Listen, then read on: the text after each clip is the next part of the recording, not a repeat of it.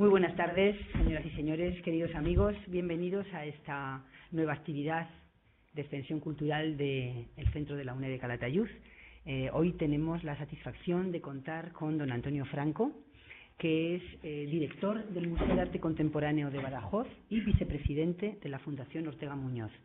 Esta conferencia, en la cual nos va a hablar de la forja de un artista, va a ser, creo que, un cierre de gran categoría de la exposición que desde el día 5 de septiembre estamos ofreciendo a todos los ciudadanos en nuestras salas de exposiciones sobre unos retratos, una obra de la primera etapa del gran pintor Godofredo Ortega Muñoz.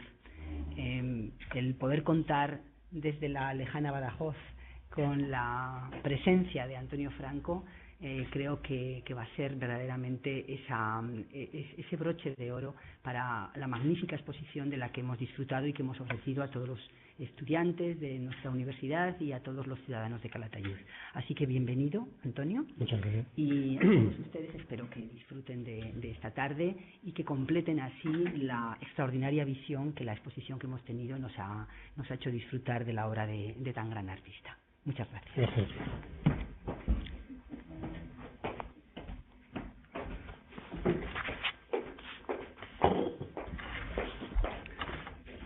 Buenas tardes. En primer lugar, gracias a Ana Lagunas, directora de la UNED, por invitarme para estar aquí. También a Arturo Gómez, que es el comisario de la exposición, y a todos los amigos de Utebo que nos acompañan en esa tarde, ¿no? Yo voy a hablar, como ha sugerido Ana, de los años iniciales, de los años de formación de un pintor fundamental en la historia del arte español contemporáneo como fue Godofredo Ortega Muñoz. Y lo hago porque básicamente la exposición que se hace aquí, en cierta manera, recuerda la primera exposición que hizo en su carrera, que fue una exposición que tuvo lugar en el Círculo Mercantil de Zaragoza en 1927 y de la que hablaremos esta tarde un poco. La exposición la he titulado por eso precisamente La forja de un pintor. Y bueno, yo primero voy a leer lo que tengo aquí escrito, los Rigles, y luego voy a pasar unas diapositivas y a comentarlas, porque las diapositivas ilustran con imágenes lo mismo que yo voy a leer en el texto que he escrito para esta ocasión.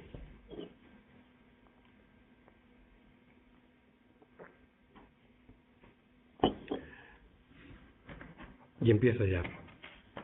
Artista de una indudable importancia en el contexto del arte español de la segunda mitad del siglo XX, pero al mismo tiempo de una discreción extrema en cualquiera de los diferentes aspectos de su biografía, cuando se aborda el estudio de una figura como la de Ortega Muñoz, no puede sino sorprender el hecho de que hasta no hace mucho todavía hubiera que remitirse al libro que sobre el pintor extremeño publicó Eduardo Josén y Marañón, nada menos que en agosto de 1952. En aquel libro se proponía por primera vez un modelo de aproximación a su trabajo, que luego sirvió como referencia a la mayor parte de la crítica y de la historiografía posterior. Se postulaban algunos conceptos fundamentales para la evaluación de su pintura, se revelaban en forma de entrevista algunas de las propias opiniones de Ortega sobre cuestiones artísticas y se desvelaban los pocos datos que el extremeño quiso dar a conocer sobre su vida y sobre su trayectoria. En su trabajo, Josén alcanzaba a esbozar un perfil de Ortega Muñoz bastante bien acabado y con el que se puede estar y se debe estar de acuerdo en lo esencial. Pero quizá no en una cuestión igualmente importante. Su insistencia en presentar al pintor extremeño como un artista sin historia o sin otra biografía que no fuese la que contaban sus cuadros, personalmente convencido de que todo cuanto pudiera interesarnos acerca de su vida estaba tan solo en su pintura. Algo importante faltaba en su relato, porque obviamente, como a ningún otro creador, tampoco a Ortega, se le puede comprender como alguien ajeno a las circunstancias de su tiempo, aunque por su manera de ser mantuviera una estricta reserva sobre su vida y solo ocasionalmente aludiese, sin dar detalles muy precisos, a sus años de formación o a sus primeras experiencias como artista. De manera bien distinta, a nosotros nos parece que cualquier afirmación acerca de la singularidad de su estilo o sobre su condición de solitario o sobre el carácter de una manera de hacer como la suya, inconfundible y única, debería presentarle no como alguien que se hubiera empeñado en rehuir todo lo que pudiera influirle, sino muy al contrario, como un genuino creador que impuso su fuerte personalidad y supo mantenerse fiel a sí mismo, interesado, como todo verdadero artista, por la historia del arte tanto como por las direcciones que tomaba la pintura de su tiempo. Otra cosa es que, lograda ya su madurez, le importase más el concepto de su propia obra en términos de duración y trascendencia que implicarse en la deriva de algunos de los distintos y cambiantes sismos de los que siempre se mantuvo al margen o que pudiera considerársele circunstancialmente como un artista moderno, que lo fue. Pero antes de llegar a eso merece la pena conocer cómo se hizo, qué camino siguió y de qué manera posee como artista. Su pintura, como venimos diciendo, no puede entenderse solo fundamentada sobre su propia personalidad, sino también construida sobre las circunstancias o las referencias de su época. Y por eso necesitábamos saber más, no sobre los años de su pleno reconocimiento, que van de los años 50 hasta el inicio de los años de los 80 del pasado siglo, en los que fue seguido por un abundante aparato crítico, sino sobre los trayectos y escenarios que recorrió de joven, desde el inicio de los años 20 al estallido de la Segunda Guerra Mundial, es decir, durante los cerca de 20 años que permaneció fuera de España, viajando por lugares inéditos e insólitos, muchos de ellos para los artistas españoles, y que fueron de una importancia capital para llegar a ser el que fue y hacer lo que hizo.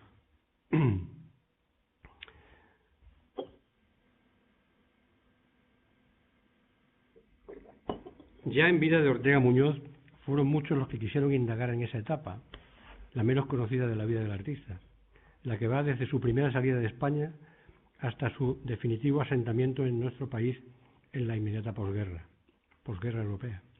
Pero lo que hasta ahora sabíamos era solo confuso y poco menos que anecdótico, de tal manera que solo la recuperación de su archivo y el estudio de la correspondencia que conserva, la documentación, nos ha permitido por fin ensayar un relato ordenado y preciso de un periodo tan prolongado e importante en el conjunto de toda su carrera.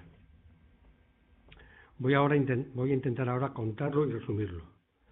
Ortega Muñoz, que nació en San Vicente de Alcántara, junto a la frontera portuguesa en 1899, fue un pintor autodidacta que se trasladó muy joven a Madrid, apenas 20 años, y que rechazó desde sus comienzos la pertenencia a cualquier tipo de grupo o academia. En la capital hizo, como aprendiz de pintor, varias cosas, alguna previsible, otras no tanto. Se inició, como muchos otros, haciendo copias en el antiguo Museo de Arte Moderno y en el Museo del Prado, de Manuel Carbonero, de Sorolla, de Murillo, de Goya, de Velázquez. Según su propio testimonio, una copia del Esopo, del maestro sevillano, habría podido convencer a su padre y a su familia de la autenticidad de su vocación artística. Pronto cambió, sin embargo, esos modelos de inspiración naturalista o historicista, quiero decir, del arte de los museos, y empezó a interesarse por la pintura de aire libre, en la que se inició practicando en solitario en las afueras de Madrid, en la dehesa de la Villa. Y este es un dato que tiene su significado. Estamos a finales de 1919, principios de 1920. El año anterior, a 1919, había podido verse en Madrid una gran exposición, la primera sobre los grandes maestros del impresionismo, que tanta influencia ejerció sobre los jóvenes artistas. Y para entonces empezaban a los llamados paisajistas del Paular, Joaquín Valverde, José Frau, Pérez Rubio, Gregorio Prieto, que habían sido becarios en aquel monasterio de la Sierra de Madrid, desde donde se quiso impulsar un proyecto para la modernización del paisaje español, y más en concreto para la modernización del paisaje de la España interior, que tomaba como referencia simbólica la misma sierra, la Sierra de Guadarrama, que había servido como fondo a los cuadros de Velázquez y que debía servir de contrapunto a la influencia del luminismo levantino, encarnado en Sorolla, o a figuras como Rusiñol y Joaquín Mir, que representaban la pujanza del paisajismo catalán. Ese posicionamiento, nada casual, nos habla ya de un pintor que se desmarca de los trasnochados modelos académicos y, lo que es más importante, sintoniza su hoja de ruta, podríamos decir, con las inquietudes generacionales de los que ya quieren un arte nuevo y más acorde a su momento.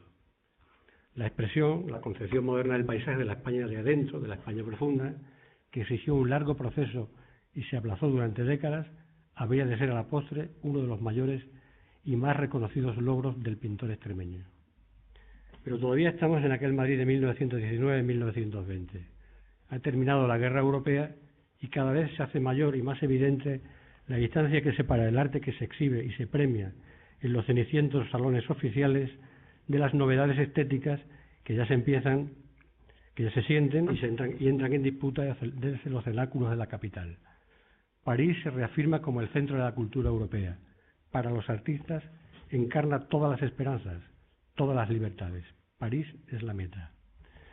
Y al menos 3 personajes de intensa vida pública, destacados representantes del republicanismo, de cuya relación con Ortega Muñoz nada sabíamos hasta hace poco, Rodrigo Soriano, Antonio de la Villa y Ángel Sambancar, le recomiendan que haga las maletas y se marche a la capital francesa. Y así fue como ocurrió.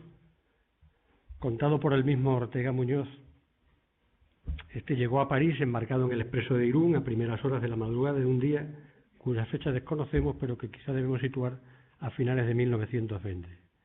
Llovía de forma torrencial y, como era previsible, nadie había acudido a recibirle. En un taxi se dirigió a un hotel de la Rue Malherbe y, cito ya literalmente en una carta que escribió: «Llegar aquí me costó algún trabajo», escribe a sus padres, «pero por fin lo conseguí. No se preocupen por nada, pues estoy muy bien. Vivo con un chico periodista de España Nueva que se llama Gil Bel, muy buen amigo».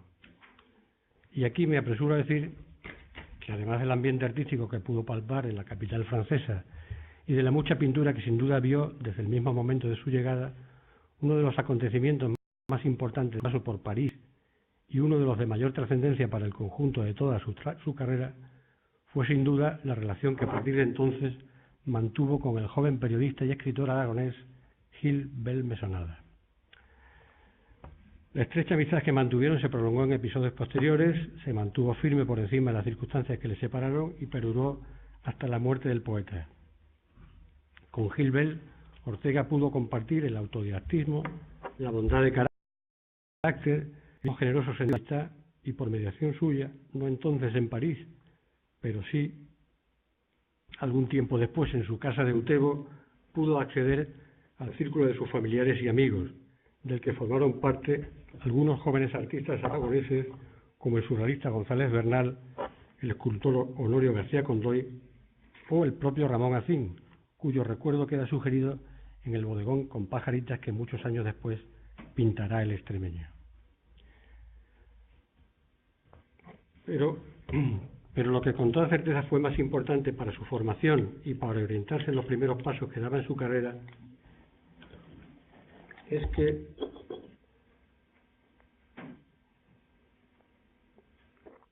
a través del inquieto escritor aragonés, amigo de Rafael Barradas, que lo retrató, y de Alberto Sánchez, Ortega pudo conocer algunos de los principios ideológicos que fueron determinantes en la definitiva maduración de su pintura y pudo participar de aquel ideario encarnado en la Escuela de Vallecas, aquel movimiento que de la mano de Alberto y Benjamín Palencia propuso una vía renovadora de la plástica española trazada desde el paisaje mesetario, elemental y desnudo que caracteriza el corazón geográfico y sentimental de la península.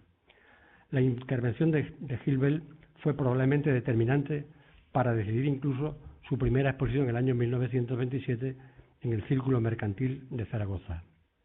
El poeta aragonés, que se había distinguido desde las páginas del noticiero España Nueva y la Gaceta Literaria, y más tarde también desde Solidaridad Obrera, en la defensa de los movimientos artísticos de avanzada, debió ejercer de amistoso educador, debió ponerle, entre otras cosas, al corriente de la obra rural del Barradas postvibracionista y le estimuló en la necesidad, como él mismo escribió, de volver la mirada al campo, para recoger el alma de las gentes sencillas y las tierras de España, sin dejar por ello de ensayar una pintura realista, decía él, resuelta de una manera nueva. Mensaje y palabras que debieron tener para el joven pintor el valor de un oráculo y que en cierto modo resumen también los principios de la escuela vallecana.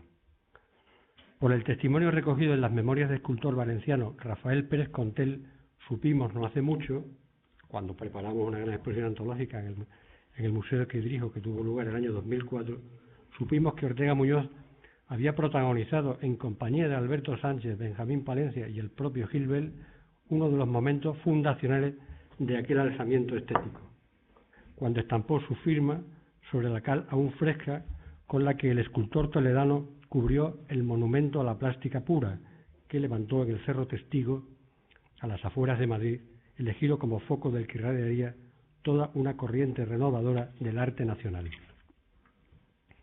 Aquello debió ocurrir a finales de 1926 o principios de 1927, durante una de las circunstanciales visitas que Ortega hacía a nuestro país, a donde regresaba de vez en cuando y del que permanecía ausente desde 1920, año en el que, como ya se ha dicho, se marchó a París.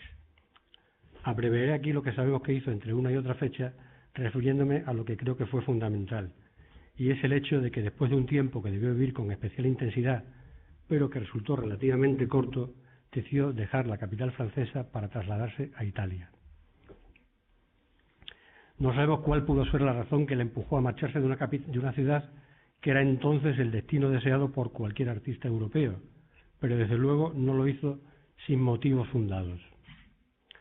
Ortega Muñoz había viajado hasta la capital francesa llevado por su aspiración a una pintura moderna, cuyas referencias cardinales se encontró en Van Gogh, en Gauguin, Cézanne, pero ya en este punto nada pudo retenerle allí. Ni la experimentación formal que ensayaba la vanguardia le interesaba por sí misma, ni tampoco sintonizó con el ambiente de excitación, con esa atmósfera mundana y snob, pero asimismo de generalizada crisis ideológica que por entonces se vivía en el París de la posguerra.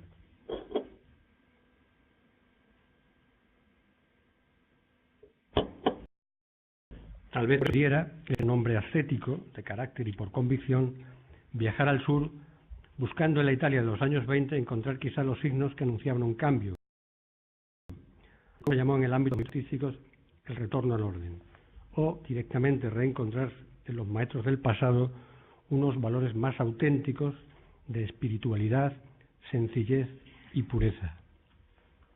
En febrero de 1921, Ortega Muñoz estaba ya en Turín, y aun cuando sabemos que durante años recorrió la península transalpina en todas direcciones, Milán, Génova, Florencia, Asís, Roma, Nápoles, Pompeya, Palermo y Taormina, en Sicilia, Venecia, y que las noticias que tenemos de su periplo son discontinuas y escasas, existen suficientes indicios como para saber que su regreso a España en 1935, el joven artista, que en alguna ocasión firmó italianizando su nombre como Goffredo Muñoz Pittore, habría organizado su vida en torno a la capital lombarda, un centro, por cierto, muy activo en la renovación artística italiana, en donde tuvo clientes y amigos, y desde allí se desplazaba para trabajar en la región de los lagos, en los Alpes, viajaba a Ginebra, a la Costa Azul o a Biarritz para buscar encargos durante las temporadas estivales, regresaba alguna vez a España o se aventuraba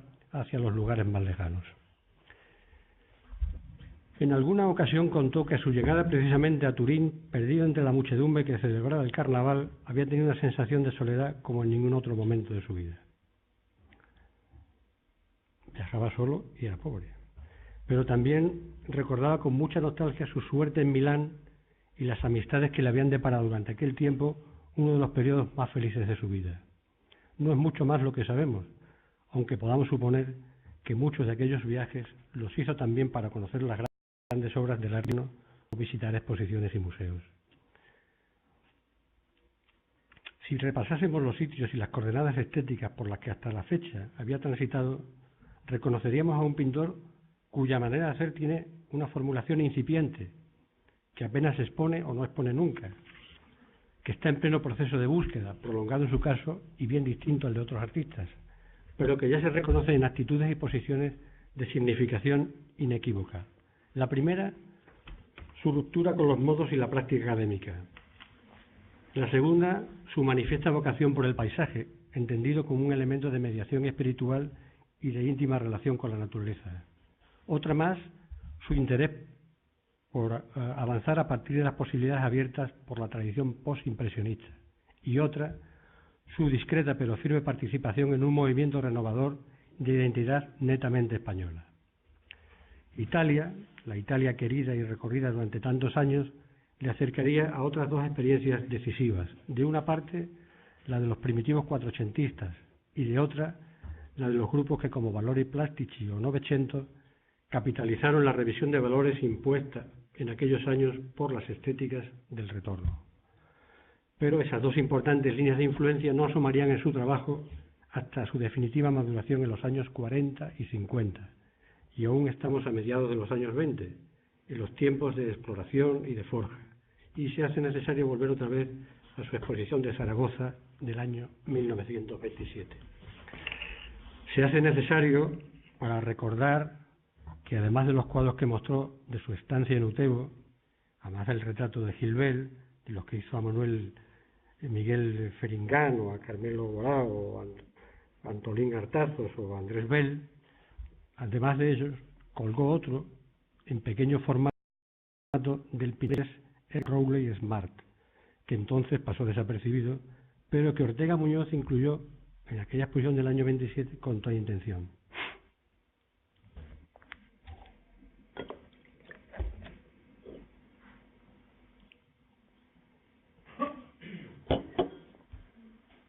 Y lo hizo tal vez porque, aunque no tuviera la intensidad ni la importancia que tuvo su relación con el poeta aragonés, la amistad de Rowley Smart, a quien pudo conocer a poco de llegar a Italia, le había proporcionado igualmente consejo y orientación en los años iniciales de su aventura artística. Sabemos muy poco del trato que pudo haber entre ambos, pero la compañía del pintor inglés, que había trabajado en Giverny a la sombra de Monet, en Moret-sur-Lyon como Sisley, en las orillas del Sena o en Normandía, que habían sido los lugares emblemáticos del movimiento, el movimiento impresionista, le puso en contacto con la herencia de aquella gran tradición pictórica. ¿Acaso se conocieran en algún lugar las estribaciones alpinas, quizá en San Moritz, entre los lagos y montañas de la Alta Engadina que ambos pudieron pintar? Luego se añadirían algunas obras. Para Ortega Muñoz fue aquel un tiempo de iniciación, pero también de afianzar principios y actitudes compartidas. Rowley Smart había vivido muy de cerca el desastre de la guerra europea, y su trato, más incluso que su propia obra, pudo llevarle al convencimiento de que frente a la sinrazón del mundo contemporáneo había que volver a la naturaleza, al reconocimiento de su hondura y de su trascendencia, y había que devolver al arte la autenticidad de las verdades espirituales y de las emociones sencillas. Y es posible que por esa vía el artista británico pusiera a Ortega Muñoz también en contacto con toda aquella corriente de pensamiento que había venido reclamando ese ideal de acercamiento a la naturaleza como una nostalgia, pero también como una rebeldía o como una afirmación del valor espiritual del hombre frente a los abusos del progreso material y del positivismo que de manera tan trágica habían fracasado con la guerra. Una actitud similar a la que puede seguirse de Millet a Van Gogh o aún antes de Ruskin a Constable, y esa situación es a la que quiso hacer referencia el propio pintor Ortega Muñoz cuando ya mucho tiempo después, en los años 30, comentó en algún periódico el materialismo y el desasosiego que afectaban a un amplio sector del arte moderno. Una reseña crítica firmada por los hermanos Alvareda en el noticiero, y la cariñosa despedida que le ofrecieron sus amigos en la capital aragonesa pusieron término a aquella exposición de Zaragoza, después de la cual Ortega Muñoz volvió a marcharse para iniciar algún tiempo después, en enero de 1928, un viaje que le llevó primero a Colonia, en donde algún galerista estaba al parecer interesado en su trabajo, y luego se amplió en un extenso recorrido que le dirigió, entre otros lugares, y no por este orden, a Frankfurt, Berlín, Hannover, Hamburgo y Bremen. Cito Bremen en último lugar porque lo más interesante de aquel año alemán fue sin duda su visita a la ciudad hanseática y muy particularmente a la cercana localidad de Gorswede, solo a 28 kilómetros de la capital. Allí se fotografió para dejar un valioso testimonio de su paso por aquellas latitudes y acaso para dar idea de la importancia y significación que tuvo para él ese viaje, inédito para cualquiera de los artistas españoles y desde luego nada casual. Porque como es conocido en Gorswede, en las cercanías del Mar del Norte, se había instalado a finales del siglo XIX una colonia de pintores y artistas a la que habían pertenecido figuras como Fritz Mackersen, Overbeck, Heinrich Vogeler, Otto Modersohn, Paula Becker o Clara Westhoff, la escultora con la que se casó Rilke, que se habían refugiado allí movidos por su interés hacia los paisajes bucólicos y las estampas campesinas, y que habían hecho de su panteísmo una meditada reacción frente al mundo industrializado y los refinamientos decadentes en los que ven incurrido algunas de las más caracterizadas manifestaciones artísticas finiseculares. En 1903, Rilke, y vuelvo a citarlo para subrayar su jerarquía, les había dedicado un conocido y celebrado libro a todos los pintores de la escuela de Wordsworth. La visita de Ortega Muñoz a aquel lugar tuvo todo el carácter de un viaje iniciático.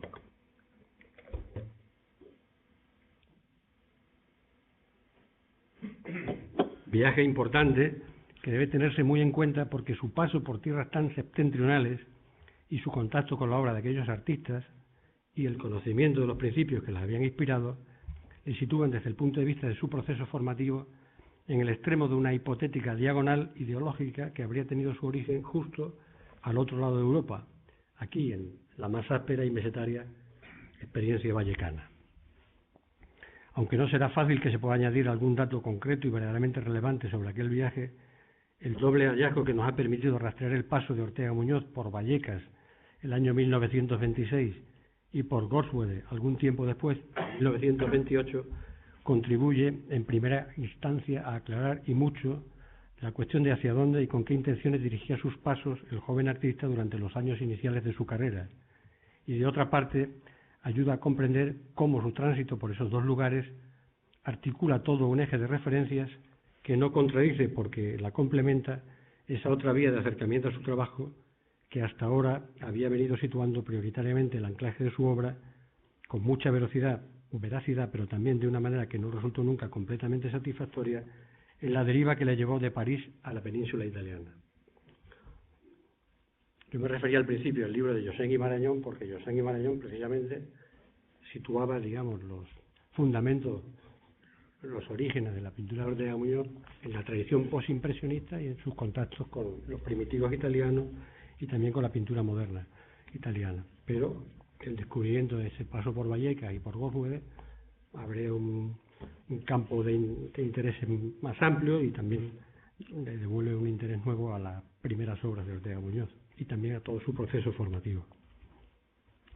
No es aventurado suponer hasta qué punto aquel grupo de pintores de praderas y bosques, de sembrados y caminos, pero también de la vida campesina, pudo efectivamente interesar al joven Ortega, ni cómo el ambiente creado en torno a la pintura del expresionismo en la Alemania de esos años pudo influir en él.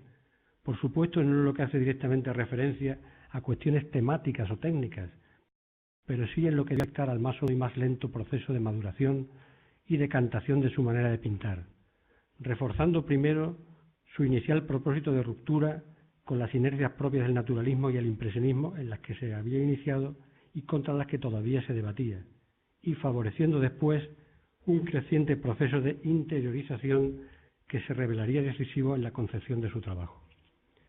Pero, como ya he sugerido, lo poco que conocemos de aquel viaje no nos permite en ese sentido pasar del terreno de las suposiciones, porque en todo caso aquella vivencia debe ser entendida en su más amplio contexto en relación con el ambiente y los cambios a que estaba dando lugar la cultura expresionista de su época.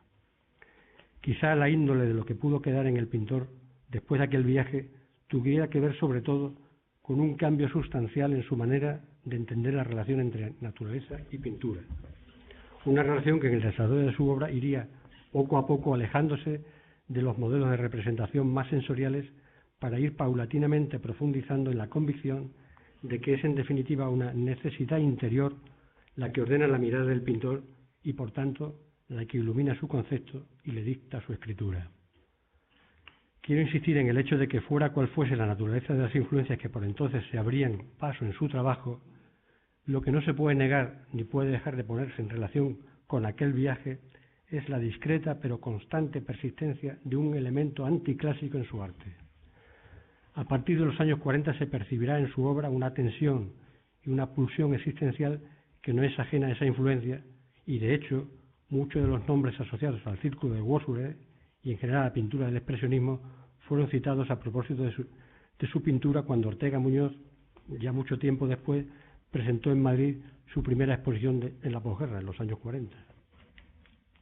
La persistencia en su obra de esos rasgos llevaría algún tiempo después a una buena parte de la crítica, con Moreno Galván a la cabeza, a citar al pintor extremeño en una encrucijada estética que por su difícil catalogación propuso asimilar a lo que se consideraba entonces una especie de expresionismo meridional, que fue un concepto que no tuvo en su día ni la aceptación ni la fortuna que quizá mereciera.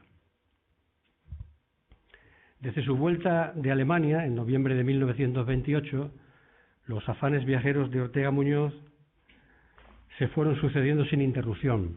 París, donde ya ondeaban las banderas cubistas, Bélgica, Holanda, Viena, Budapest, Grecia, Jerusalén, Constantinopla. En solitario, recorriendo lugares tan alejados de su propia tierra, el pintor errante, como se le llamó en algún medio, visitaba ciudades y países y buscaba su camino. Y en abril de 1933, y como por sorpresa, lo encontramos en El Cairo. Para entonces sus facultades como retratista, que era como se ganaba la vida, le habrían debido permitir un modo de vida relativamente desahogado y no pocos contactos importantes. En El Cairo trabajó algunas semanas y después de retratar a diferentes personalidades de la aristocracia colonial, viajó hasta Alejandría, una de las ciudades más cosmopolitas y occidentalizadas del cercano Oriente, con el inesperado propósito de organizar una exposición de sus trabajos.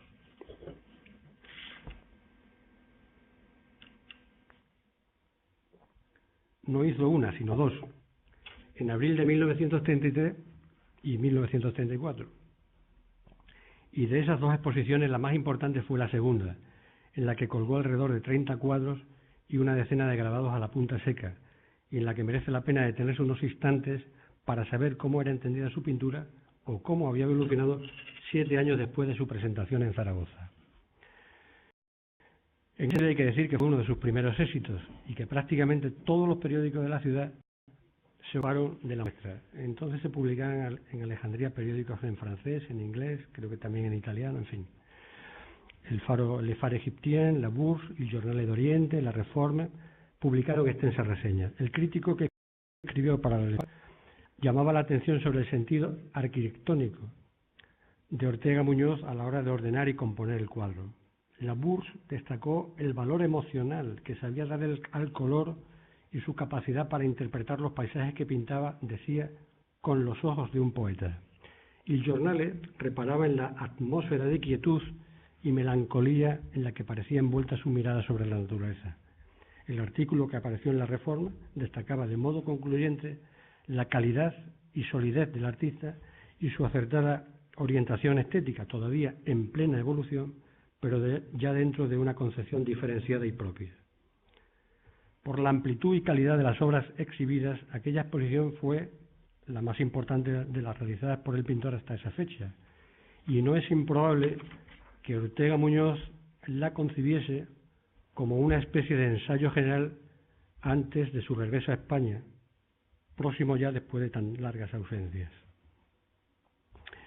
Desde Egipto volvió a Italia, y en Italia, por donde en cierto modo había comenzado, fue donde concluyeron, solo provisionalmente, porque la guerra civil le obligaría a marcharse de nuevo, sus años de búsqueda y de ausencia. Fue allí, en la Italia de Giotto y Cimabue, pero también de Tocci y Morandi, como reconoció el propio pintor, en ese entorno que dibuja el contrapunto de sus distintos intereses, en donde acabarían por sedimentarse muchas de sus inquietudes artísticas. Enlazar con la honestidad y la virtud de los primitivos y expresarla con un lenguaje moderno. Eso fue lo que anduvo buscando en aquel espacio por el que había transitado como un observador atento, pero distante al mismo tiempo. Una relación nueva con la realidad, eso era lo que buscaba. Una manera distinta de interpretarla, que la afirmase en su esencia, trascendiéndola. A pesar de que Ortega no participó de los postulados neoclasicistas, ni obviamente puede encuadrársele en la ortodoxia de los nuevos realismos, que emergieron en el arte italiano después del futurismo, solo el lento proceso de maduración que fue siguiendo su trabajo dificultó que se le asociara a los valores de la pintura metafísica, que fue una de las corrientes que se reforzó en aquel escenario y que, a decir verdad, fue la dimensión que acabaría por distinguirle, no ya como paisajista, sino como uno de los artistas españoles más importantes de nuestro siglo XX. Lo que pasa es que hubo que esperar a que lo dijese Gerardo Diego al inicio de los años 50 para que se le reconociese. El pintor extremeño volvería por fin a su país a mediados del año 1935. Lo probable es que después de un éxodo tan prolongado sintiera la necesidad de repatriarse y que incluso quisiera participar directamente del ambiente y de las expectativas que había generado en todos los ámbitos de la cultura la proclamación de la Segunda República. Su vuelta pudo encaminarle directamente a Extremadura, en donde debió permanecer algún tiempo, porque sabemos que pintó en los alrededores de su pueblo, necesitado de ese reencuentro con su tierra y su paisaje, y pensando quizás en preparar una exposición con la que darse por fin a conocer en la capital de España.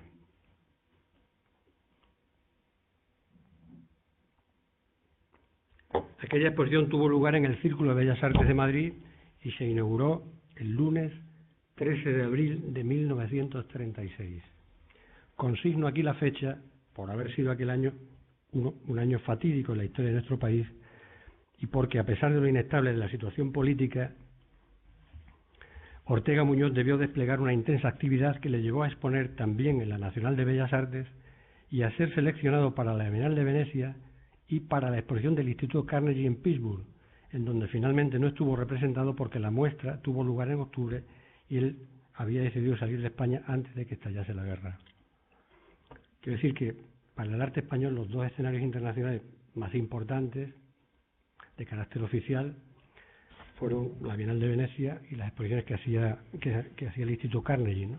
Y entonces él estuvo en esos dos grandes escenarios. Aunque fugaz, su paso por el escenario madrileño resultó particularmente oportuno. ¿Por qué? Porque le presta una referencia generacional y añade una perspectiva de fondo al conjunto de su trayectoria, que no habría sido la misma si no se hubiera hecho de ese modo partícipe del ambiente que se vivió en el arte y en general en la cultura española en unos momentos de especial intensidad y dramatismo.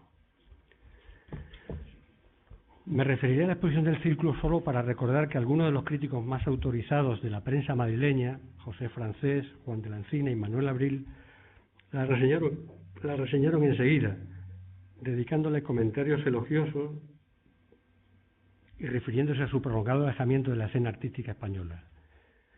Quizá el texto de mayor interés fuese el que Manuel Abril escribió en su habitual sección de blanco y negro, porque en él acertaba a situar su obra en el contexto de la pintura española de su tiempo y se la reconocía en una posición, decía, equidistante, decía su comentarista, tanto del pintoresquismo paisajista como de la excesiva exacerbación de algunos extremismos, lo que, dicho con otras palabras, equivalía a incluirle dentro del amplio grupo de artistas que habían venido sosteniendo desde el inicio de los años 30 un esfuerzo de renovación y cambio moderado en el beligerante contexto del arte español de aquella época.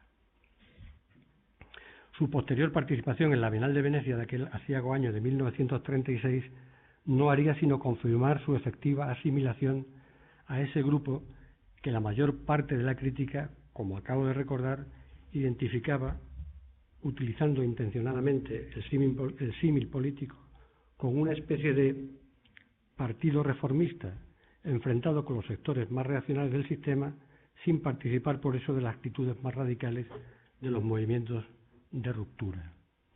Encuadrado en ese grupo participó Ortega Muñoz en la 20ª edición de la Bienal, que no pudo sustraerse aquel año a las pomposas ceremonias del fascismo y en la que figuró junto a Maruja Mayo, José Luis González Bernal, Ángeles Santos, Cristóbal Ruiz, Genaro Lahuerta, Rosario de Velasco, Arturo Souto, Benjamín Palencia, José Frau o Gregorio Prieto. No hago aquí mención de los representantes más conservadores. Entre los varios caminos del arte nuevo por los que aquellos artistas transitaban, las distintas posibilidades de los nuevos realismos, las diferentes propuestas de retorno y compromiso con la tradición, la figuración lírica o las reinterpretaciones de lo surreal, una pintura como la de Ortega Muñoz habría venido a sostener entonces la reivindicación del paisaje como un género vivo y vigente para el movimiento moderno. Con aquel reconocimiento terminaban sus años de iniciación y aprendizaje. Podría haberse afianzado como un artista de referencia a partir de aquel momento, pero la verdad es que las circunstancias presagiaban acontecimientos terribles y ya aún no hubo tiempo para eso. Ortega Muñoz no quiso o no pudo esperar a que el certamen se abriera. A finales de abril marchó a Lisboa antes de poner rumbo a Francia. En diciembre contrajo matrimonio con Leonor Jorge Ávila, su compañera inseparable desde entonces. Juntos se instalaron en Suiza sin renunciar por eso a emprender algunos de aquellos viajes que por razones de trabajo eran en él habituales. Durante los años que duró la guerra civil, pareció desplazar el ámbito de sus intereses a los países nórdicos, Dinamarca, Noruega, Suecia, Finlandia. En octubre de 1937 expuso en Oslo, en la Galería Blomqvist, un espacio de prestigio en el que ya habían expuesto Edvard Munch, Valdemar Johannessen o Kurt Schwitters. Para él y para su matrimonio, aquellos tiempos, aun cuando la sombra de la guerra les torturase, debieron ser afortunados. Pero por muy distintas razones no hicieron sino marcar en su vida un largo compás, porque ya no fue hasta su regreso a España en junio de 1931 y de modo más preciso a su pueblo, a San Vicente de Alcántara, cuando el pintor pudo dar un giro decisivo y fundamental a su carrera.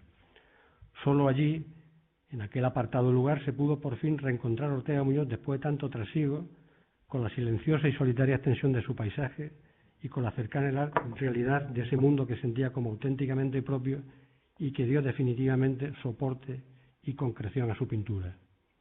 Una pintura que a partir de ese momento fue haciéndose de una manera cada vez más aquietada y más honda, y precisamente por eso pareció ir organizándose cada vez más como de dentro a fuera, como si el largo y trabajado proceso por el que había venido conociendo y asimilando distintas experiencias durante los años viajeros de su juventud le hubiera conducido, revelando en todo su sentido, desde una práctica genérica de la pintura al aire libre hacia la definición de esa forma mental con la que se identificaría en los años posteriores su manera de hacer, la manera de pintar que no desconoció, por cierto, la experiencia de la pintura abstracta y con la que consiguió hacerse un lugar de privilegio en el arte.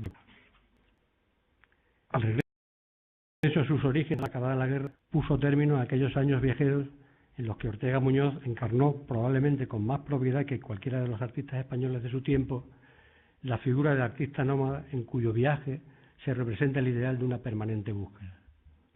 Su vida posterior daría en ese sentido un giro profundo, pero aún en su obra de madurez esa inquietud y ese afán de ir siempre un poco más allá le acompañaron. El pintor de la soledad del campo, en cuya obra parece que el espacio se hace pensamiento, o como alguien escribió, abstracción silenciosa, siguió pintando caminos. El camino siguió apareciendo con frecuencia en su pintura, como una metáfora del arte cuando se entiende, como lo entendió él, que caminar es la meta y que la meta es el camino. Muchas gracias.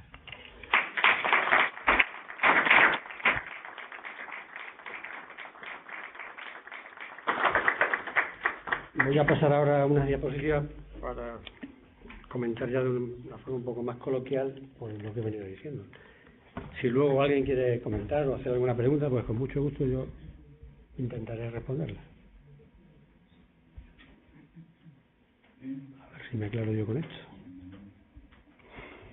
Bueno, hemos estado teniendo como imagen de fondo el retrato de Ortega Muñoz, ya de su madurez, la imagen del artista. Este cuadro está abajo en la exposición, es el primer retrato que hizo de su camarada y amigo Gilles Bel.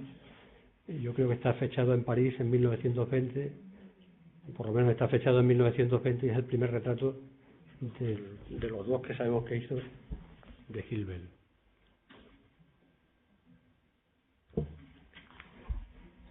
Como voy a poner el otro enseguida apreciaremos la rápida evolución que fue siguiendo en su trabajo. Bueno, aquí simplemente esta fotografía de grupo, porque estos son sus amigos de Zaragoza. De la fotografía está Ortega Muñoz muy joven y a sus lados están el otro artista Martín de Urbán y el más bajo es Gilles Bel. Hay otros personajes, eran sus amigos, un hermano de Gilles Bel también figura en la fotografía, Honorio García Condoy, eran su peña de aquí de Zaragoza. Él pasó mucho tiempo en Utebo y guardó de Gilbert, como digo, un recuerdo siempre muy entrañable. El retrato de Gilbert le acompañó a cualquiera de las exposiciones que use, siempre llevaba el retrato de su amigo. Gilbert murió a principios de los años 40, no recuerdo muy bien. Fue un personaje que tuvo una significación política muy clara, que salvó la vida a mucha gente durante la Guerra Civil y que cuando terminó la Guerra Civil sus amigos del otro lado le salvaron la vida a él, ¿no? Porque era un personaje muy... que murió a los años 40 y ya en aquel momento en la España intermundo quiso hacer un homenaje a un hombre que tenía un claro pasado de militante izquierdista, y Ortega Muñoz dio el paso al frente para apoyar ese homenaje, pero las circunstancias no lo permitieron. Quiero con eso decir siempre que fue una amistad que perduró pues en vida y más allá de su vida, ¿no? Bueno, y aquí hay una serie de paisajes que sitúan a Ortega Muñoz en esa tradición que en realidad la herencia del impresionismo. Esta generación de pintores que yo mencionaba, que eran los paisajistas del Paular, pues mientras que hasta ese momento la mayor parte de los artistas españoles se formaban en las academias de Bellas Artes, aprendiendo la tradición del claroscuro y tomando como modelo a los pintores del siglo de oro español, estos dieron un paso para salirse fuera de esa norma y buscaron situar su referencia en el origen del movimiento moderno, que es la pintura impresionista. En realidad no hicieron un impresionismo propiamente dicho, sino que parafrasearon el impresionismo, ¿no? Aquí, bueno, claramente están, digamos, las notas fundamentales de la escritura impresionista, el evitar el claroscuro, el prescindir de la sombra, de los colores complementarios, etcétera, etcétera. Esto hace referencia a un enclave que se divisa desde Utebo, la sierra esta del Castellar, ¿no?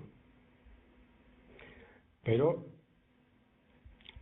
también debió de pintar en el Pirineo aragonés, quizá, porque aquí hay paisajes de los Pirineos que también, por la soltura que tiene esta escritura impresionista o de paráfrasis impresionista y tal, en el toque, en la descripción del ambiente cromático, de la luz y tal, pues se ve, porque aquí en la exposición hay unos que son anteriores y que son, en este sentido, embrionarios todavía. Aquí ya había alcanzado, digamos, una destreza que en esos paisajes iniciales todavía no es bien visible, ¿no? Y que aquí ya se pone muy claramente de manifiesto, como por ejemplo en este cuadro, ¿no? Que es mucho más complejo y más rico en todos los sentidos, en textura, en la percepción del color, en todo esto, ¿no? Es un paisaje de los Pirineos, efectivamente, ¿no? Bueno, del primer retrato al segundo retrato de Gilbert hay 7 años de diferencia y aquí ya se nota, ¿no?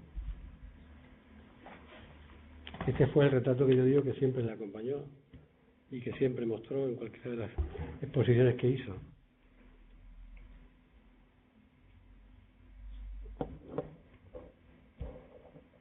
Pero, como comenté, en la exposición de Zaragoza se colgó un cuadrito pequeño que en aquel momento a nadie le llamaría la atención, él comentaría con sus amigos quién era y poco más, pero las reseñas periodísticas o en las pequeñas reseñas críticas que se hicieron de la muestra, nadie lo comentó, que fue el retrato de Rowley Smart. Rowley Smart. Este es el retrato de Rowley Smart, que estuvo en esa exposición de Zaragoza del año 27. Y este es un autorretrato de Rowley Smart.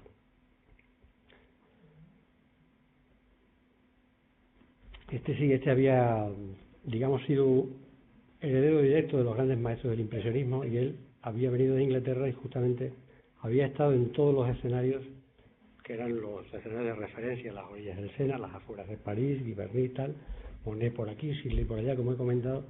Este sí enchufó directamente de palabras, de sus recuerdos, lo que sea, a Ortega Muñoz, no a través de la pintura que vio, sino de los recuerdos que le pudo transmitir, pues una cercanía con esos grandes maestros del impresionismo no a través de los cuadros, sino a través de lo que le contara o de la evidencia que pudo haber tenido Robles Mar. Yo digo que lo conoció en la Alta Engalina porque él también, porque el retrato está firmado en el año 20, 21, que fue cuando ya Ortega Muñoz estaba por Italia, y debieron conocerse en la cercanía de los Alpes. Él era también pintor y acuarelista. Y yo creo que estos son paisajes de los Alpes que hacía. Hay una cierta proximidad, pero notablemente en este caso a favor de Ortega Muñoz. Son los Alpes vistos desde el lado italiano, los otros son los Alpes vistos desde el lado suizo. Perdone. Pero bueno, pongo en relación esto porque hay una similitud temática, más que estilística, pero que los traigo aquí a colación simplemente por aproximar a estos dos personajes que en algún momento de su vida coincidieron y pintaron según lugares. Otros paisajes italianos que también son de factura en la tradición de pintura de aire libre y tal igual, pero que cada vez ponen más a Ortega Muñoz en el dominio de ese lenguaje, ¿no?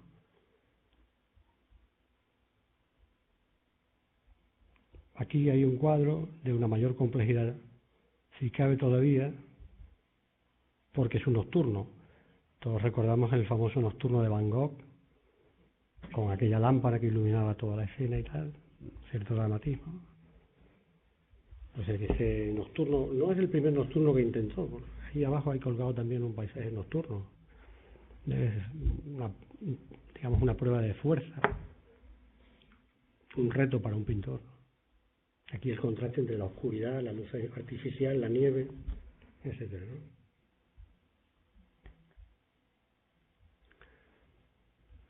Aquí hay una fotografía que cuando apareció en el archivo que tenía guardado de su puño y letra, estaba escrito el nombre donde se hizo la fotografía en Gorswede. Ahí abajo una fotografía con una indumentaria muy elegante de chaqueta, pajarita delante de la puerta de Brandeburgo en Berlín. Yo creo que era el mismo viaje y tiene la misma edad y prácticamente la misma indumentaria puesta, ¿no? Pero el paso por Gorswede fue para mí muy importante porque lo puso en esa tradición de pintores modernos, pero no eran radicalmente modernos, eran gente que miraba la naturaleza con ese sentido un poco tardorromántico, panteísta, que no querían saber nada de la cultura industrial, como comentaba antes. Algo de aquello se le quedó con algún paisaje de Ortega muy raro. Solamente lo tenemos documentado a través de una fotografía en blanco y negro. Parece hay un cierto énfasis que viene de ese romanticismo tardío, pero que Ortega Muñoz tocó ocasionalmente y poco más, ¿no?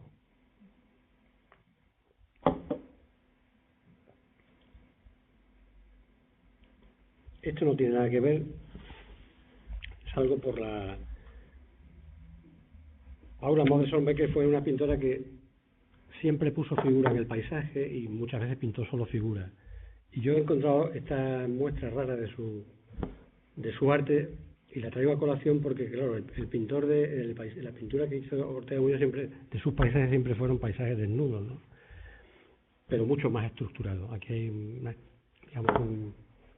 concepción mucho más blanda y el horizonte. Sí, hay una composición que luego veremos en los cuadros de Muñoz, pero que no se articula con la solidez y la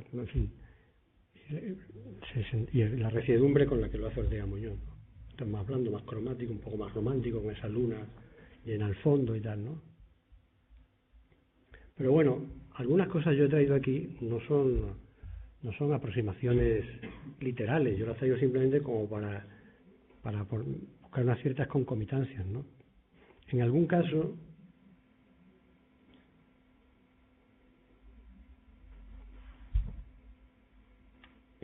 como este, simplemente porque no tengo, del paso de Ortega Muñoz por aquel momento fundacional de la Escuela de Vallecas y tal, no hay nada, que ello fue una cosa de la que él participó, de aquellas ideas le influirían, pero no se tradujeron de una manera automática en su pintura. La pintura de Ortega Muñoz, la pintura genuina, la pintura de su madurez, es una pintura de gestación, como digo, muy lenta, ¿no? pero aquella necesidad de volver, digamos, a esta cosa de la gente sencilla, de la vida de los humildes, de hacerlo esa necesidad de un nuevo realismo, una pintura realista pero moderna al mismo tiempo. Es curioso porque este paisaje es, a ver, este paisaje y ese bodegón y este otro se hicieron en la misma época, pero en lugares completamente distintos. Esto lo pintó Alberto Sánchez, el fundador de la Escuela Gallega ya en Rusia, este bodegón del arenque, ¿no? Que tiene un vaso de hojalata, un arenque y una botella de vino, salvo el arenque, que también a lo mejor, pero en fin, el arenque estaría allí un poco la cosa de Rusia y tal. Este es la misma bodegón pobre, ¿no? Bodegón rústico, de vida campesina, ¿no? El mismo vaso de hojalata, el arenque es un queso y la botella es un pan, pero la mirada sobre ese mundo humilde es la misma, ¿no? Bueno, traer aquí esa resonancia vallecana. Aquí es más cercano, ¿no? El interés por los primitivos italianos sí que influyó muy directo, vamos, sí que se percibe de una manera más sensible en la pintura de Ortega Muñoz, ¿no? Aquí hay un fragmento de un cuadro del Giotto y aquí un cuadro de Ortega Muñoz, se pueden ver en paralelo. Ese afán por la honestidad, la pureza, la dicción sobria, al mismo tiempo fuerte, de los pintores primitivos siempre le interesó mucho más que las pinturas sofisticadas, o como decía, el afán experimental de la vanguardia, experimental por experimentar, eso no le interesó, le iba buscando otra cosa, estaba claro. Y la pintura del 480 le debió interesar mucho, le debió interesar en todos los aspectos, no solamente conceptuales, sino además técnicos, porque en la pintura de Ortega Muñoz, en la pintura de su madurez, ese aspecto mate que tiene su pintura recuerda mucho a la pintura al fresco, ¿no? Y las gamas de color son siempre muy, ahora comentaremos con los colores a la vista, ¿no? Le quedó mucho de la pintura al fresco que él lo supo trasladar con mucho acierto al lienzo, ¿no? Aquí traigo un ejemplo todavía más cogido por los pelos, pero porque es que es evidente que él, en el contexto de la Italia de su tiempo, vio lo que tuvo que ver y vio también algunas de las manifestaciones paisajísticas de lo que se llamaba la pintura metafísica, que abarca un amplio campo que puede ir desde Giorgio de Chirico a Carlo Carrà, ¿no? Esto es un cuadro de Carlo Carrà y esto es un paisaje de Ortega Muñoz, ¿no? Prácticamente tienen una composición muy parecida, con el árbol como elemento de referencia, sobre la orilla del mar en un caso, sobre un camino que se pierde en el horizonte en el otro, ¿no?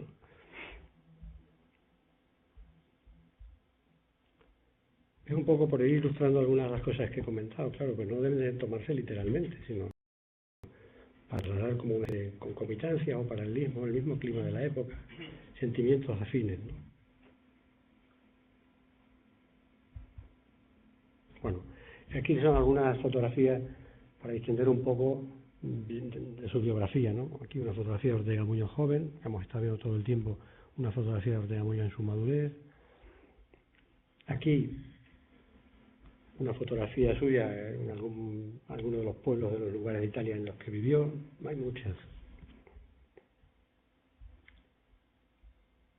Aquí en París, debe de ir con relativa frecuencia por París, ¿no? Está en compañía de José Luis González Bernal y Honorio García Condó, y creo que son los personajes que le acompañan.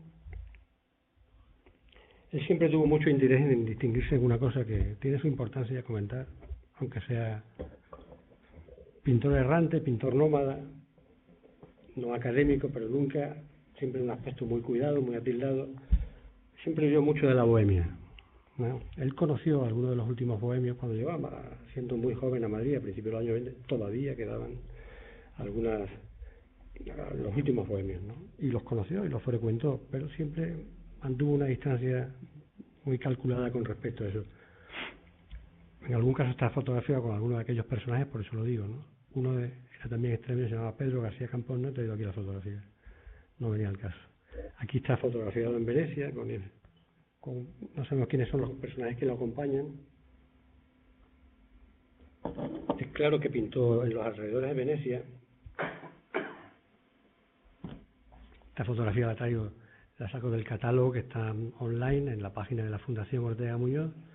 Él pintó en los alrededores de Venecia, en Choya, y dejó muchos paisajes más o menos cercanos de Venecia, por mucho tiempo en Italia y lógicamente. Esto era lo que hacía a los años 30 ya, 1928, cerca de los años 30. Aquí me he equivocado. Bueno, París, Venecia, esto es Egipto. Pocos españoles recorrieron cómo hizo él. Él tuvo durante esos 15 o 20 años itinerarios muy dispersos y muy dispares. No se quedó en París, como era lo propio que hicieron los pintores españoles de su época. Derivó el centro de sus intereses a Italia, pero desde allí viajó mucho. Viajó a Alemania, como he comentado, viajó por los Balcanes, viajó por el cercano Oriente, llegó hasta Turquía, por Grecia, y luego ya en los años en los que pues, vino a España, cuando empezaba la guerra se marchó, y cuando empezaba la Segunda Guerra Mundial retornó. Los años que pasó fuera de España entre la Guerra Civil y la Segunda Guerra Mundial, pues se situó también, hizo su centro de operaciones en Suiza, pero de allí, como he comentado, viajó por Holanda y por Dinamarca y por Escandinavia, por sitios a los que no iban los pintores españoles.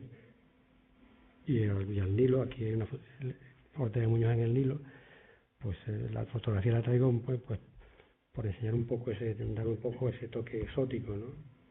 Luego contrajo matrimonio con Leonor Jorge Ávila, en una presencia insoslayable en la biografía de Ortega Muñoz, una mujer que además de su belleza era también de una gran inteligencia, ¿no? Y que fue realmente compañera inseparable y un apoyo fundamental en la biografía de Ortega Muñoz.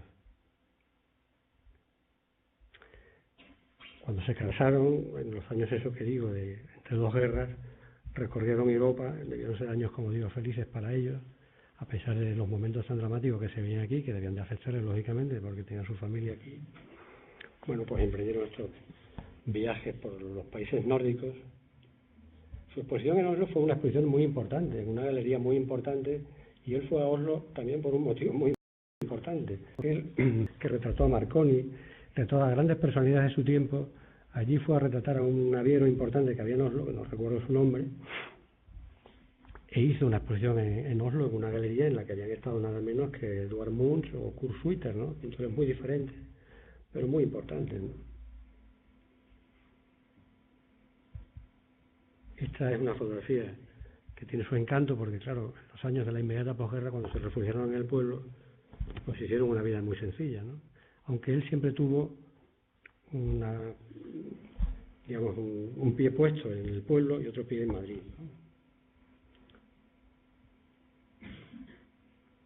Esta foto lo muestra en su entorno más genuino, que es el campo extremeño, ¿no?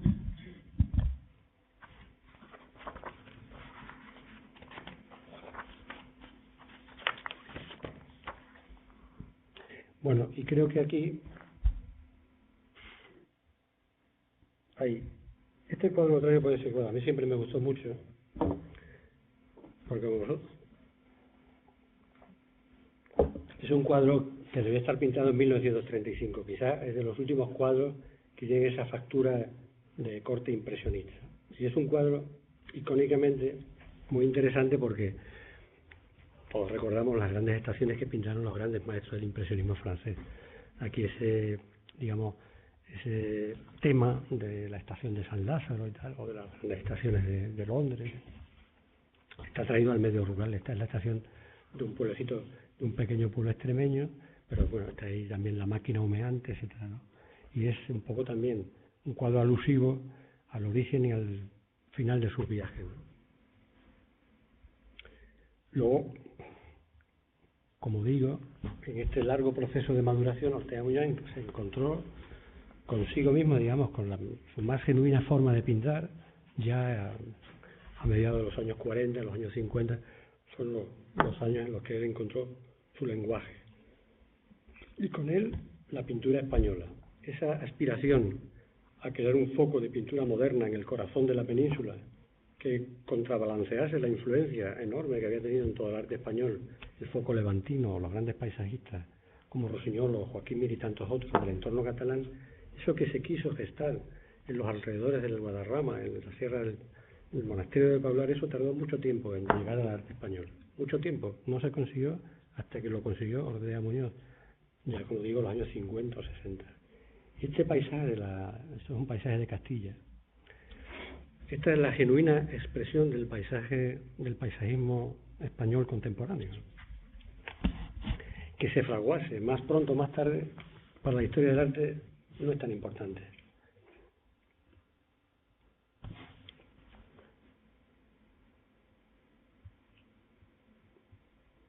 Lo importante es que se lograse, ¿no?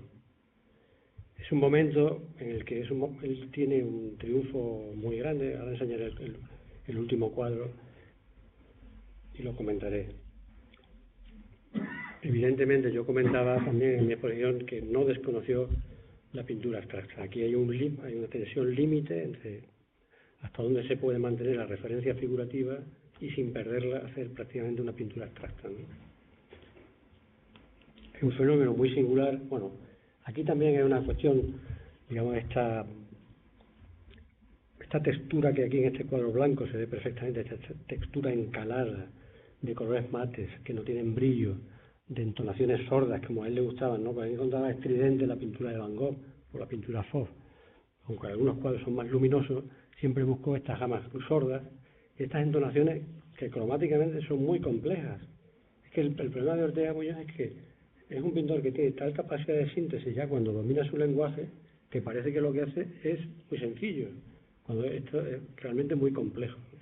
Y es muy didáctico observar la pintura de Ortega Muñoz a 1,5 metros o a menos de medio metro es completamente diferente, porque aquí todo lo que está sintético, que parece que se hace como muy simple, cuando tú te pones muy cerca del cuadro se ve cómo está tocada la obra y cómo está escrita, y entonces se ve cuál es el pálpito que tiene, y realmente es una pintura muy viva, ¿no?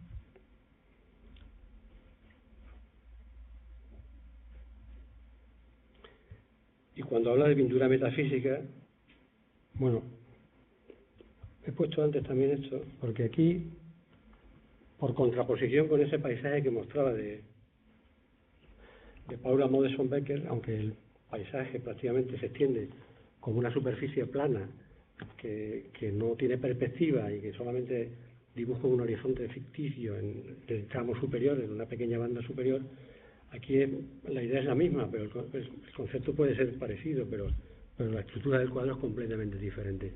Y esta composición de planos no desconoce, sino que al contrario conoce y asimila a su manera la experiencia de la pintura cubista.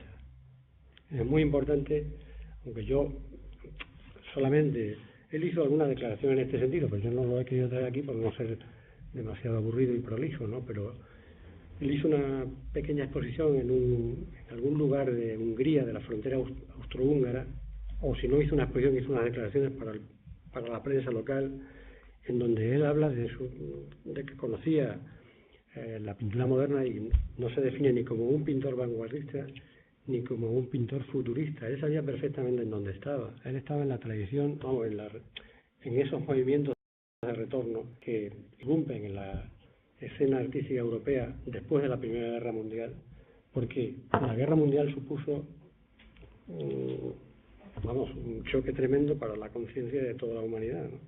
Y entonces hubo que revisar muchos valores, hubo que volver a darle a la pintura una concreción, ¿no?, que hablase de las cosas, que hablase de lo inteligible para la gente.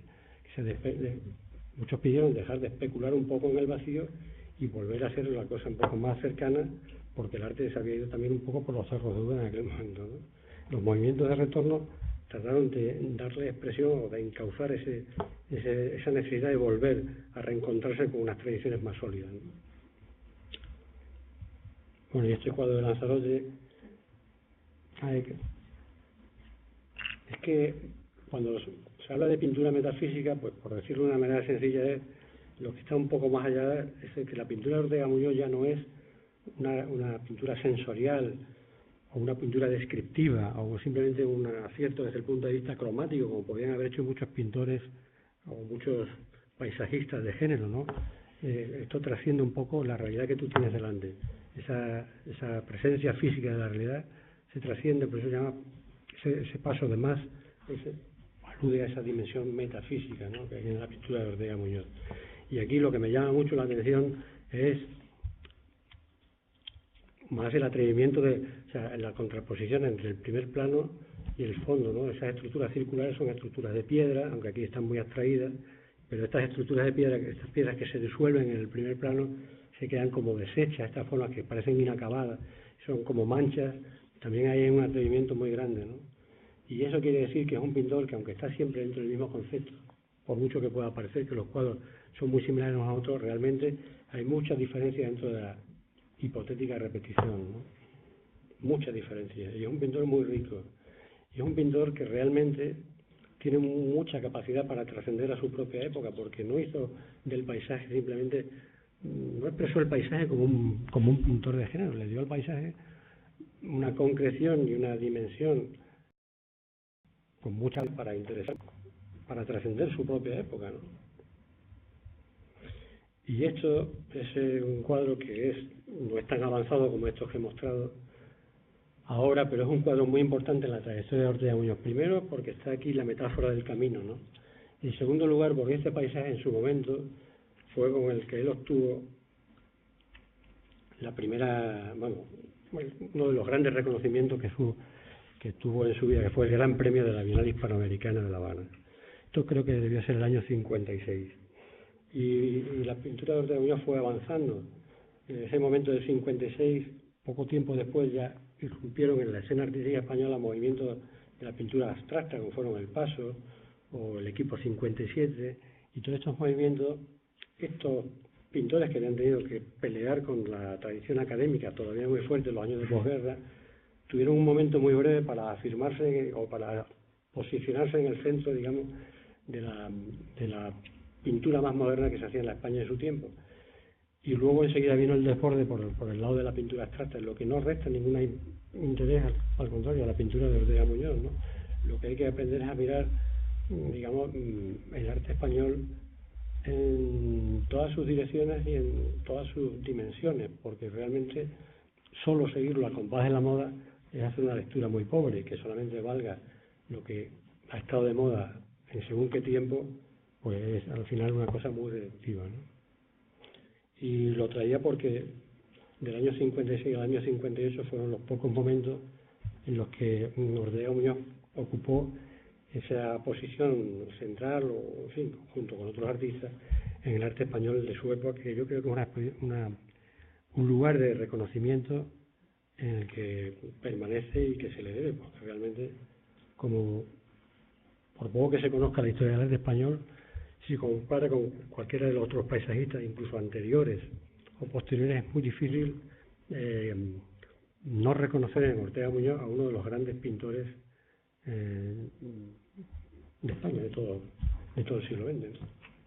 Y con esto acabo. Si hay algún comentario o alguna cosa, pues con mucho gusto.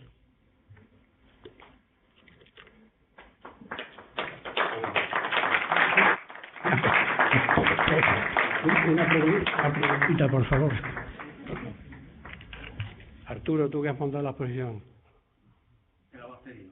Un poquito, porque a mí me gustaría que hablaras un poquito Sí, sobre el concepto. Has hablado de la intervención del paisaje de Miguel, pero no nos has dicho cómo él piensa el paisaje. Porque estos paisajes que hemos visto realmente no existen, pero están pensados, están construidos en su cabeza con las de su visión, ¿no?, personal. Entonces, háblanos un poquito de esa construcción del paisaje, cómo es que se pone frente a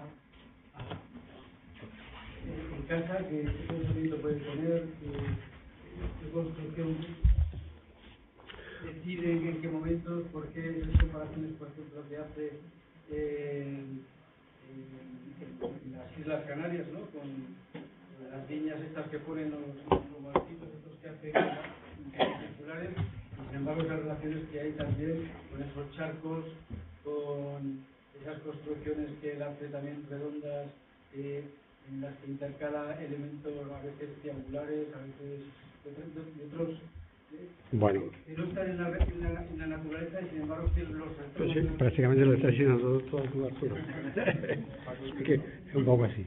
A ver, yo cuando he enseñado el cuadro este de 1935 de la estación de San Vicente, le doy importancia por muchas razones, pero el cuadro me gusta mucho.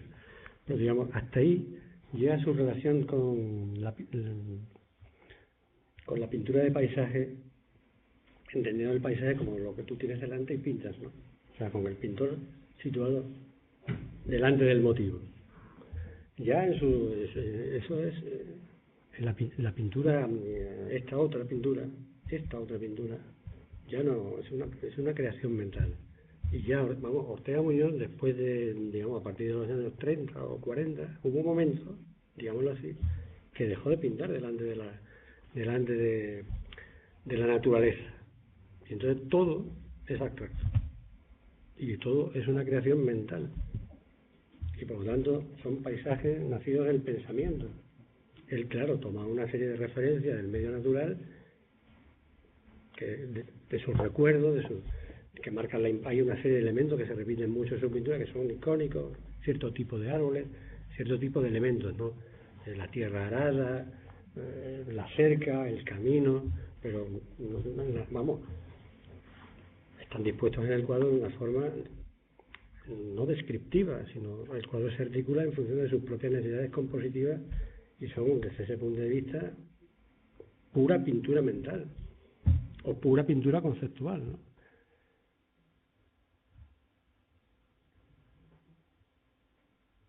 ¿Cómo se saben los cuadros que hay en la exposición del 27? Pues esa es una buena pregunta. Los cuadros que hay en la exposición del 27... Estás hablando de los de Smart. ¿De dónde sale que esos cuadros están en la exposición del 27? No, el cuadro de Roble Mar sí. Sí, pero ¿cómo se sabe? ¿Qué documentación hay? Pues la documentación es la fecha de los cuadros y poco más. En ninguna referencia... En ninguna referencia. Aparece ninguno, solamente que expone tantos cuadros, tantos óleos, tantos retratos y no pone nada más. Claro. No sé de dónde lo habré deducido, pero desde luego, para mí ese cuadro estuvo puesto ahí, ¿no? Quizá porque hacía referencia a lo que él traía, que había visto por ahí fuera, o que traía pintado, claro. Algunos que creemos que estuvieron. No, pero no hay nada, porque en la reseña de los hermanos Alvareda, que yo recuerde que es lo único que se publicó, no se dice nada, ¿no? Y en la documentación que hay, nada. Yo lo he deducido de las fechas de los cuadros y de la manera de pintar. Y vamos, si no nevero, ben trovato. Te quería comentar un poquito, me sorprende un poco, conociendo su biografía, lo que has comentado, sus viajes, esa capacidad de ser un artista puro del arte. ¿Cómo era su personalidad que se impermeabilizara en unos momentos claves de la historia de Europa? Porque él está en Hamburgo, está en Alemania, en plena República de Weimar, que tanto va a marcar con el advenimiento del nazismo, está en Italia con la marcha de Mussolini sobre Roma, o sea, luego viene el inicio, la Segunda Guerra Mundial se inicia en septiembre del 39, y él viene a España un poquito antes, la Guerra Civil, y él y su arte, los italianos fascistas con el futurismo, Giacometti, o cómo su personalidad era capaz que no trascienda nada de eso que sí que está ahí, que era su vida cotidiana en sus viajes y que no lo podía evitar. Hombre, es una pregunta difícil de contestar para mí, ¿no? Yo lo que pasa es que a mí no me sorprende tanto, no por la personalidad del artista, sino no necesariamente así, vamos, es imposible que no te afecte lo que ocurre a tu alrededor, eso es imposible, o sea, es algo que está afectado. Ahora, que se note o no se note en su pintura, eso no me parece tan raro. Hay muchos pintores, muchísimos, que en ningún momento hacen arte político, digámoslo así, ni hacen un arte, digamos, de un realismo que sea la crónica de su tiempo, ¿no? Él va buscando la manera de expresarse, digamos, expresar de la manera más honda sus propios sentimientos, o la manera más... Es decir, él busca la manera de crear su propia idea del paisaje y de trascender y de conseguir una pintura que tenga concreción, que tenga capacidad para sobreponerse a las modas, etcétera, etcétera. Sus preocupaciones son las preocupaciones de un pintor y por lo tanto lo que le interesa es indagar, profundizar y ahondar más en ese lenguaje que sea al mismo tiempo capaz de traducir de una manera más correcta sus convicciones o sus sentimientos más profundos acerca de eso, ¿no? Pero vamos, lo demás son las circunstancias de su tiempo que lógicamente le tuvieron que afectar como cualquier persona, ¿no? Pero desde luego lo que sí hizo y ante lo que no permaneció indiferente fue, desde el punto de vista, digamos, de lo que vio su ojo, que lo vio prácticamente todo, y todo lo que le interesó lo asimiló a su manera y lo deja ver aquí y allá. En cierta manera, algunas veces se puede, digamos, hay un trasunto de todo eso, otras veces no. Pero por eso, es decir, a través de una cosa de aquí, a través de otra cosa, podemos que hay un periplo por la vía, digamos, de la herencia impresionista y tal, claro que sí, que hay una aproximación a los jóvenes de su tiempo que querían hacer una pintura moderna, que se inicia en esa tradición, que la va afinando, que va luego buscando otras cosas, que conoce la experiencia cubista, que no le interesa el futurismo, que no le interesa esto, que sí le interesa esto, otro sí lo vamos viendo. Y eso lo percibe, y hay un momento dado en que deja de percibirlo, porque lo que más percibe ya no es dónde están sus fuentes, sino que ha sido capaz de hacer con ellas, para crear una obra auténticamente propia y perfectamente distinguible de cualquiera de las demás. Tanto es así que en ese momento ya no es que él se haya inspirado o haya seguido a otros que le precedieron, que lo hacen todos los pintores, sino que él ya llega un momento en el que es referente y precedente de los que lo siguen después a él, ¿no? Porque de eso no se ha hablado, pero la pintura de Ortega Muñoz tiene en el arte español una línea que no es como que está bastante poco ponderada, pero que no se puede dejar de asimilar a su ejemplo y a su precedente, que es todo lo que fue estampa popular, ¿no? Todo lo que fue en esa España del franquismo un arte de volver a los tipos de la España rural y no sé qué, no sé cuánto, todo eso, esto con un lenguaje muy directo y todo eso, está directamente influido por Ortega Muñoz. Lo que pasa es que es muy difícil, digamos, avanzar a partir del paisaje que él ha hecho. Cuando tú ves este paisaje de tierras blancas, ya no hay un más allá, no puede haber un contorno, es que eso es un cima. Y es muy difícil seguir a partir de ahí, ¿no? Vamos, no digo que no se pueda reinterpretar y que no se pueda, pero claro que eso está puesto en un lugar muy alto, ¿no? Lo que pasa es que hay tendencias, hay modas, hay nombres, hay cosas que se barajan. Cuando uno en sí misma se enamora o se adentra en el estudio de un pintor, pues va reconociendo cosas que dice, bueno, es que es incomprensible que esto, ¿sabes?, que no se haya valorado todo. Por ejemplo, hasta que Gerardo Diego nos dice en el año 52 que es un pintor ontológico, una mirada como la de Gerardo Diego, tan autorizada para decirlo, pues no se reconoce que en la pintura de Ortega Muñoz quizás nuestro mejor pintor metafísico, ¿no?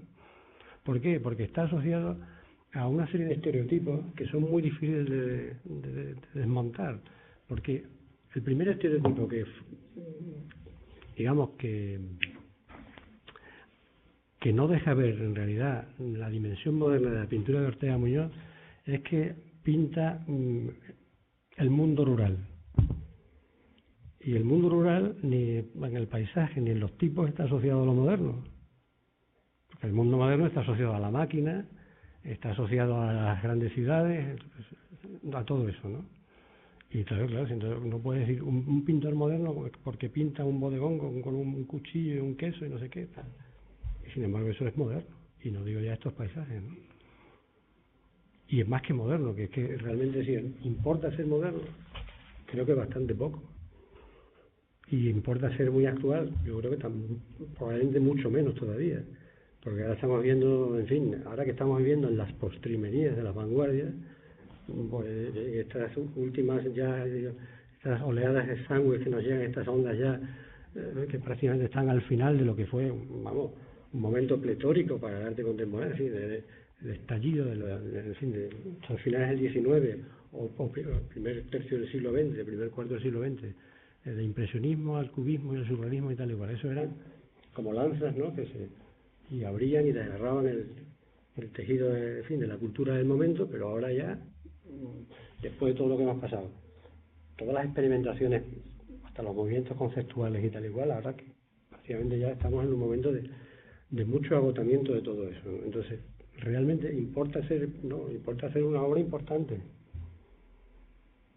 Y cuando se mire, bueno, y ya, cuando se van quitando capas de tal, y se va profundizando y va quedando lo fundamental, pues yo creo que entre lo fundamental queda que esta percepción del paisaje, que fue una aspiración de la cultura artística, pero también de la cultura en general española, es decir, bueno, porque vamos, los intelectuales, no solamente los pintores, reconocían el atraso enorme que había en la plástica española. Cualquier joven artista es que no tenía el momento para salir huyendo de un país en donde si no pintabas en plan academia y ibas a los salones oficiales, pues no podías ver nada, en fin, eso costó mucho abrirlo, ¿no? Yo creo que, junto con lo que acaba de decir Antonio, contestaría en parte a la pregunta de Jaime, apreciar el ambiente de tristeza, de silencio que hay en buena parte de su obra, y que desde el carácter introvertido y tímido de lo que creo sería un poco la forma de contestar a todos esos acontecimientos que tú señalabas. Se aprecian los retratos. Hay un cuadrito muy interesante de pequeño tamaño que figura y que creo que has olvidado proyectar. Es el número 19, Pajaritas de papel. Ah, sí. Efectivamente, me lo he saltado. Sí. Porque las pajaritas eran un icono de Ramón Acín. Y es imposible pintar un bodegón de pajaritas por las buenas si no hay un recuerdo o una evocación o de pronto que te... Yo creo que esto debe ser de los años 40, ¿no? Sí.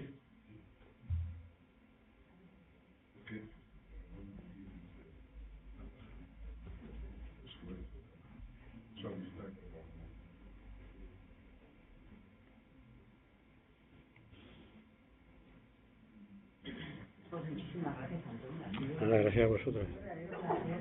A vosotros. A partir de ahora todavía lo vamos a valorar más. Bueno, así.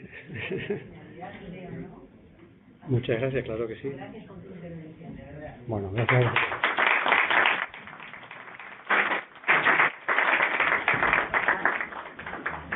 A ver si recupero yo mi...